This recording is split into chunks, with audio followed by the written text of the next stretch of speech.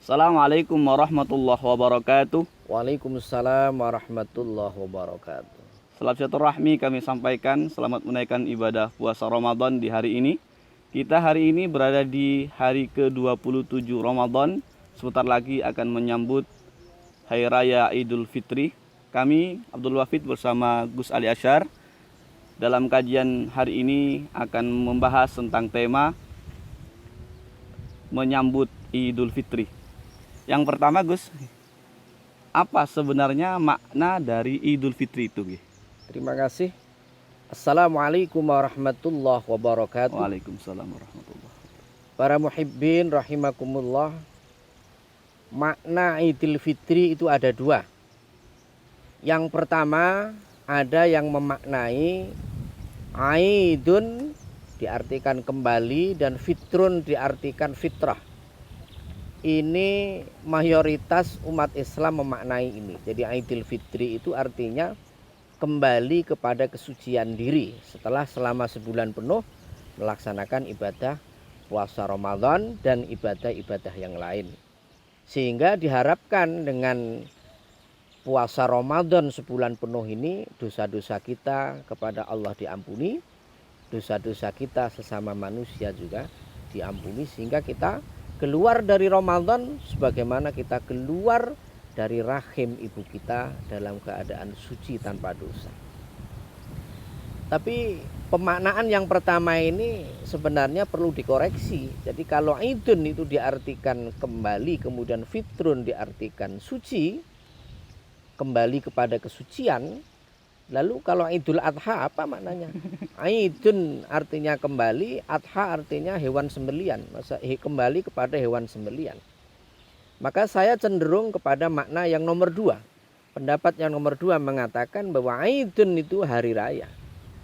Idun itu hari raya, fitrun itu iftar, maknanya berbuka atau makan. Jadi hari raya makan. Setelah kita selama 30 hari ini berpuasa. Jadi Idul Fitri ini hari raya makan.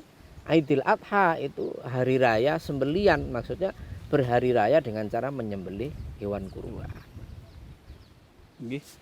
Karena hari raya itu, Idul Fitri itu diartikan sebagai hari raya, tentunya hari ini berbeda dengan hari-hari yang biasa. Persiapan untuk menyambut hari yang sangat spesial ini, yaitu hari raya Idul Fitri, kira-kira apa yang harus kita persiapkan, Gus? Ya, terima kasih. Yang harus kita persiapkan menurut saya satu, sisa waktu Ramadan ini kita perhebat ibadah kita. Jadi 10 terakhir Ramadan ini adalah waktu-waktu yang sangat istimewa. Jangan sampai begitu menjelang akhir Ramadan ini seperti kita merdeka gitu. Habis keluar dari penjara lah. Jadi kita perhebat mulai sholat tarawihnya, tadarusnya, iktikafnya, sedekahnya, semualah yang kita miliki. Karena ini benar-benar bulan yang istimewa, yang belum tentu kita tahun yang akan datang ini menjumpai Ramadan berikutnya. Kemudian nanti ketika kita malam hari raya pertama, jangan lupa zakat fitrah.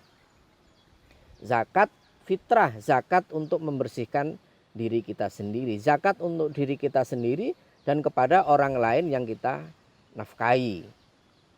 Ini saya ingin mengingatkan bahwa yang wajib mengeluarkan zakat fitrah adalah diri kita sendiri yang mampu, yang tidak kekurangan di hari itu, dan juga orang-orang yang wajib kita nafkahi bagi orang-orang yang sudah berkeluarga. Jadi bagi seorang suami wajib mengeluarkan zakat fitrah untuk dirinya, untuk istrinya, dan juga untuk anak-anaknya. Tidak boleh seorang istri mengeluarkan zakat fitrah untuk suaminya, tidak boleh. Jadi misalkan orang bawean ini kan suaminya banyak perantauan. Jadi suaminya itu lagi ada di kapal pesiar di Eropa. Tentu kesulitan kalau mengeluarkan zakat fitrah, gimana mustahiknya itu. Kapal. Karena ada di kapal pesiar. Kemudian istrinya telepon, "Bang, sudah, abang sudah saya zakati fitrah." Wah, enggak boleh nih. Karena istri tidak kewajiban menafkahi suami. Justru sebaliknya, suamilah yang harus mengeluarkan zakat fitrah untuk istrinya. Lalu bagaimana solusinya? Kan tidak mungkin tadi suami mengeluarkan zakat fitrah karena dia di kapal pesiar. Solusinya dia bisa mewakilkan mengeluarkan zakat fitrah itu kepada istrinya. Adek, tolong karena abang di sini tidak ada mustahik, tolong wakili. Jadi sampean mewakili saya sebagai seorang suami mengeluarkan zakat fitrah untuk saya, untuk sampean dan untuk anak-anak saya. Nah, sampean yang mewakili boleh. Kalau mewakilkan untuk mengeluarkan zakat fitrah boleh. Jangankan ke istrinya, diwakili tetangganya juga boleh. Telepon istrinya tidak diangkat atau tidak aktif, telepon saudaranya boleh. Wahai kakak, misalkan kakaknya yang ada di bawah yang ditelepon, tolong karena saya tidak bisa mengeluarkan zakat fitrah, posisi saya ada di Eropa, di kapal pesiar di tengah samudera ini, tolong wakili saya mengeluarkan zakat fitrah untuk diri saya, untuk istri saya, dan untuk 2 anak saya, berarti untuk 4 orang. Ya, saya hutang dulu, nanti besok saya transfer. Itu caranya begitu. Jadi kesalahan kalimat nanti bisa menjadikan salah akadnya. Oke. Selanjutnya Gus, ini kita akan mau menyambut Idul Fitri. Ketika kita sudah sampai di hari raya Idul Fitri itu harus diisi dengan apa? Ya, Idul Fitri itu Gus. Saya melanjutkan tadi, setelah zakat fitrah yang harus kita isi adalah menghidupkan malam hari raya dengan takbiran. Nah, takbir, tahlil, tahmid yang kalimat-kalimatnya sudah kita hafalkan semua. Jangan sampai lupa, kalau tahlilan di masjid lah biasa, tahlilan di musola biasa, bahkan tahlilan di alun-alun biasa di jalan-jalan. Yang belum kita, mohon maaf maksud saya takbiran, yang belum kita takbiran itu bahkan di dalam rumah. Takbiran di masjid, di jalan, di musola, bareng-bareng takbir keliling biasa. Tapi rumahnya sendiri tidak digunakan untuk takbiran. Ini eman-eman. Artinya kita melewatkan hal-hal yang sangat disunahkan. Paling tidak 3 kali takbiran di dalam rumahnya. Allahu Akbar, Allahu Akbar, Allahu Akbar.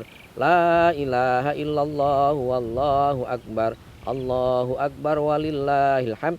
Di rumah kita dengan siapa? Dengan istri kita, dengan anak kita, dengan tamu kita. Memang belum mentradisi, tapi jangan lupa. Nah, ini ya, rumah kita harus ada keberkahannya dengan cara kita membaca takbiran di malam hari raya. Kemudian paginya sholat Idul Fitri. Ini jangan sampai lupa, di saat wabah pandemi ini kalau ada larangan ke masjid, ya kita boleh melaksanakan sholat Idul Fitri di rumah beserta dengan keluarga kita. Boleh dengan khutbahnya, boleh juga tanpa khutbah, karena khutbah Idul Fitri ini hukumnya adalah sunnah. Selanjutnya momen Idul Fitri ini adalah kita gunakan untuk bermaaf-maafan. Kita kemarin saya sampaikan bahwa bermaaf-maafan ini adalah satu budaya yang baik dan tidak usah menunggu Idul Fitri. Seorang suami dan istri saya menyarankan seminggu sekali sudah harus bermaaf-maafan. Nah, kita minta maaf kepada siapa? Orang terdekat dulu. Suami, istri, anak, saudara, kemudian tetangga, kanan kiri, baru kemudian orang-orang yang jauh dengan kita. Jangan sampai melupakan itu. Kalau ada orang tuanya yang jauh dari kita, terpisah tempatnya dengan kita, maka kita telepon. Kita sekarang ada video call dan lain sebagainya. Kita harus maaf kepada orang tua kita yang masih hidup. Kalau sudah meninggal, maka kita berziarah kepada almarhum almarhumah. Jadi mengeluarkan zakat fitrah, mengisi malam Idul Fitri dengan takbiran, kemudian paginya sholat Idul Fitri, kemudian bermaaf-maafan. Ini 4 hal ini harus kita laksanakan dalam rangka mengisi hari raya Idul Fitri. Para muhibbin dan pemirsa yang berbahagia, demikian tadi pembahasan tentang menyambut dan mengisi hari raya Idul Fitri. Semoga kita semua oleh Allah dikasih panjang umur, amin, menjumpai Idul Fitri tahun ini dan ditakdirkan untuk menjumpai Ramadan di tahun yang akan datang. Amin, amin ya rabbal alamin. Amin. Pemirsa yang berbahagia, Cukup sekian penyampaian dan materi hari ini. Semoga bermanfaat bagi semuanya. Assalamualaikum warahmatullahi wabarakatuh.